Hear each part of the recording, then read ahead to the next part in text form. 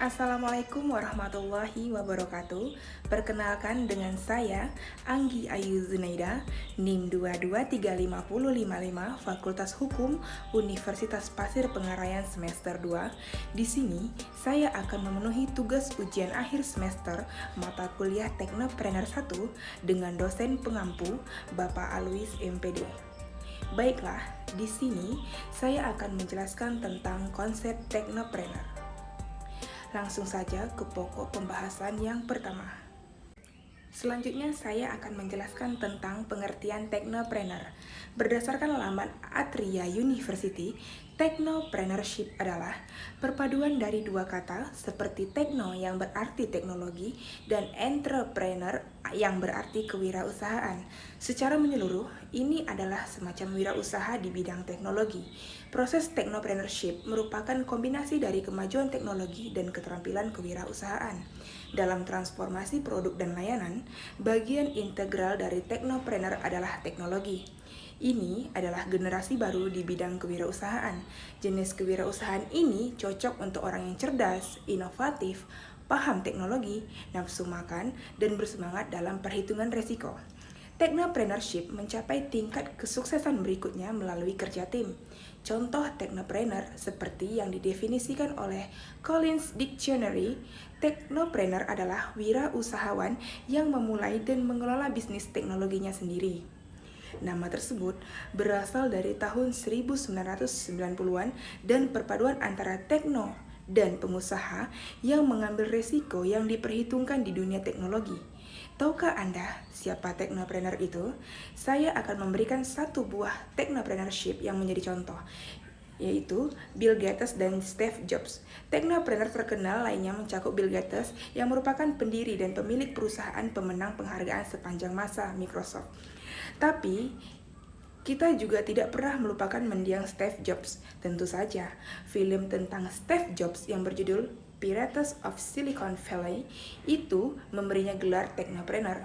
Film biografi tentang pria itu menampilkan gambaran nyata di dunia teknologi yang kita miliki saat ini.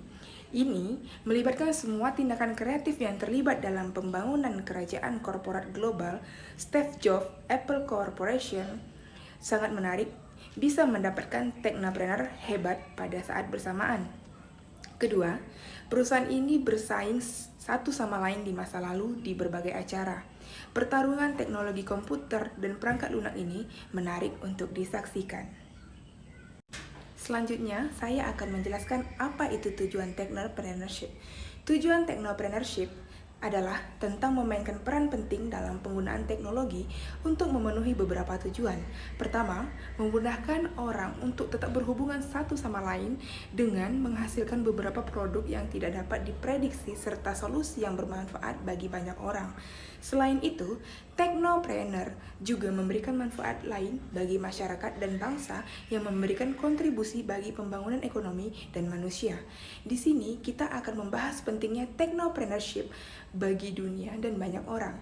Yang pertama, menciptakan kesempatan kerja ketika memulai bisnis, maka ada peningkatan peluang kerja karena mereka membutuhkan tenaga kerja untuk menjalankan semua operasi bisnis. Dengan cara yang sama, teknopreneurship menciptakan lapangan kerja dan membantu bangsa untuk memerangi masalah pengangguran. Ini meningkatkan tingkat lapangan kerja suatu perekonomian. Yang kedua, sumber daya lokal. Berbagai sumber daya alam dan produktif tersedia yang dapat dimanfaatkan oleh setiap pengusaha untuk kesuksesan bisnis.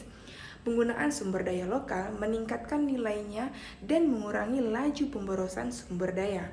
Yang ketiga, diversifikasi bisnis dan desentralisasi. Seorang pengusaha dapat mengetahui peluang bisnis dan menempatkannya di daerah yang sesuai, termasuk daerah terpencil.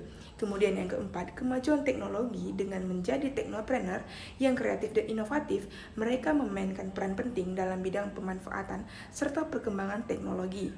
Yang kelima, pembentukan modal investasi merupakan bagian integral dari bisnis dan pengusaha membutuhkan dana untuk memulai dan membawa bisnis mereka ke ketinggian yang baru.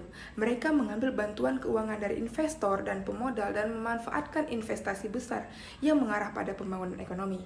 Kemudian yang keenam, Promosi kegiatan kewirausahaan generasi muda mendapat kesempatan untuk bekerja dengan perusahaan technopreneurship untuk mempelajari cara untuk mencapai kesuksesan. Ini juga menginspirasi rekan tim dan karyawan ini untuk tumbuh dan memulai perusahaan bisnis mereka juga. Selanjutnya, saya akan membahas tentang bagaimana cara menjadi seorang technopreneur yang sukses. Istilah technopreneurship sangat umum akhir-akhir ini.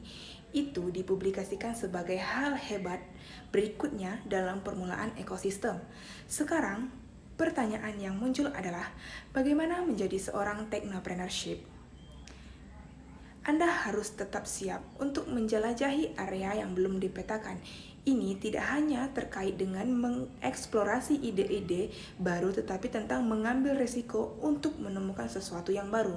Lebih sering, idenya mungkin tidak terdengar bagus pada awalnya, tetapi dapat bekerja dengan cemerlang saat dijalankan. Jadi, bereksperimen adalah satu-satunya cara untuk mengetahuinya. Berikut adalah beberapa langkah-langkah bagaimana menjadi seorang technopreneur. 1. Bangun tim. Technopreneurship adalah kombinasi antara keahlian teknis dengan bakat kewirausahaan. Namun, dasarnya tetap sama. Ketika Anda memiliki ide cemerlang, maka ini adalah waktu terbaik untuk mencari dukungan. Dan jika Anda tidak memiliki pengetahuan teknologi, maka rekrutlah orang yang paham teknologi. Jika Anda memiliki kecakapan di bidang teknologi, maka Anda membutuhkan pakar pemasaran. Ini bukan pertunjukan satu orang dan Anda selalu membutuhkan dukungan untuk mengubah ide menjadi kenyataan. Yang kedua, meningkatkan keterampilan pemecahan masalah. Menjadi seorang technopreneur, Anda harus terus memecahkan masalah di setiap kesempatan, terutama di awal. Anda bisa mengatasi perubahan operasional, pendanaan, dan juga hambatan regulasi. Jadi, diperlukan kemampuan pemecahan masalah. Jika Anda gagal dalam rencana nyata, Anda harus membuat rencana sebelumnya dengan alternatif. Selain itu, Anda juga membutuhkan untuk menganalisis biaya, waktu, tenaga, dan sumber daya yang dibutuhkan untuk berbagai jalan. Jangan lupa untuk menghitung keuntungan yang diharapkan. Kemudian yang ketiga, keputusan tentang strategi akhir pengambilan keputusan adalah keterampilan penting yang harus dimiliki setiap technopreneur. Setelah mendapatkan perkiraan pro dan kontra semua opsi, Anda harus mengambil strategi terbaik yang hemat biaya serta layak secara komersial. Jangan membingungkan diri Anda sendiri dengan mengubah rencana Anda berulang kali. Terakhir, tahap technopreneur adalah mengimplementasikan ide seperti meluncurkan produk atau layanan dalam platform yang telah Anda upayakan. Kerja keras bukanlah satu-satunya hal untuk menjadi seorang technopreneur, tetapi juga dibutuhkan keteguhan hati yang mewujudkan suatu ide. Anda harus mengubah ide atau pendapat Anda untuk cara kerja yang inovatif jika diperlukan. Apakah technopreneurship hanya tentang teknologi saja? Untuk memulai technopreneurship berperan sebagai generasi baru dalam bidang kewirausahaan, technopreneurship bukanlah pertunjukan tunggal. Jadi, ini termasuk individu yang bersemangat, inovatif, dan paham teknologi. Sedangkan inti dari panggung adalah teknologi, tetapi semua hasil dari ide yang sangat bagus. Jika Anda memiliki ide cemerlang menghebohkan seluruh industri teknologi, maka Anda bisa menjadi Steve Jobs berikutnya. Namun ingatlah, technopreneurship bukanlah hanya sekedar penemuan, tapi inovasi berkelanjutan yang menjadi kunci sukses. Untuk berarti mencari solusi untuk masalah dengan memanfaatkan sumber daya teknologi. Terkadang ide ini membutuhkan waktu lama sebelum menjadi persaingan di pasar.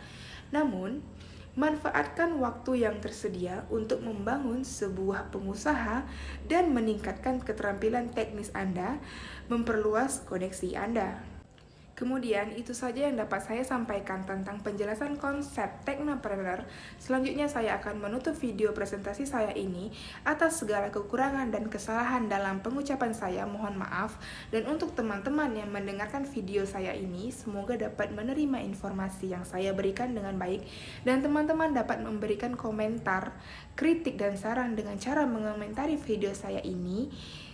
Kemudian selanjutnya saya ucapkan terima kasih. Assalamualaikum warahmatullahi wabarakatuh.